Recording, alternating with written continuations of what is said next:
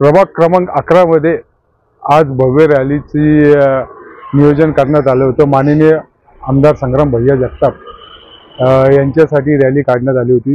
नागरिकांचा चांगला प्रतिसाद भेटला आणि येत्या 20 तारखेला संग्राम भैयांना 4 नंबरचं बटन दाबून घड्याळ्या चिन्हावर सर्वांनी निश्चय केला बटन दाबायचा आणि माननीय संग्राम भैया जगताप हे 50,000च्या मार्जिनने निवडून येणार। धन्यवाद।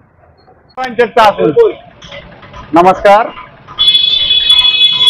आज आमच्या वार्डात संग्राम भैया जगताप हे प्रचार फेरीसाठी आलेले आहे। त्यांचे पूर्वीचे काम पाहून लोकांनी त्यांना मतदान करावं आणि निवडून आणावं। आज वार्ड नंबर 11 में संग्राम भैया की रैली थी। संग्राम भैया आए थे आज वार्ड नंबर 11 में। संग्राम भैया बहुत विकास काम है और इंशाल्लाह संग्राम भैया का और इतने काम करते, हमारे जब फोन करे जब संग्राम भैया हमारे काम करते। वार्ड नंबर 11 में उनने एक महिला को मिले, सब करे, एक नागरिक को मिले, सबको मिले, बातचीत करे सबसे। और संग्राम भैया इंशाल्लाह आगे भी और जीत के आएंगे, ये बारी हैट्रिक भी मारेंगे।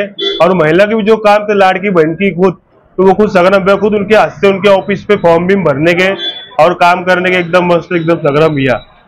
और संग्राम भैया विकास काम बहुत है नगर शहर में, सबको दिख रहा है। अब लोग कुछ भी बोलते, लोग के इस पर नहीं आने का, संग्राम भैया को अपनी वोट देने का, संग्राम भैया को जीता के लाने का और संग्राम भैया को मंत्री बनाने का। अपने को 1001 भैया को मंत्री बनेंगे।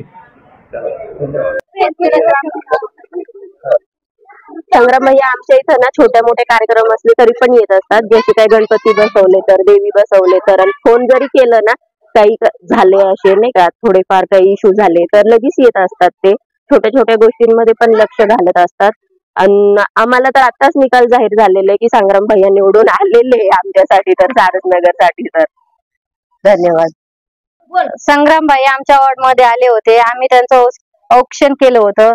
त्यांनी नगर शहरासाठी भरपूर काम केलं आहे आणि रस्ते केले, लाईटचं पण काम केलं आहे, पाण्याचं काम केलं आहे। सर्व म्हणजे गरजा आमच्या असतील तेवढे सगळ्या पुरवले त्यांनी।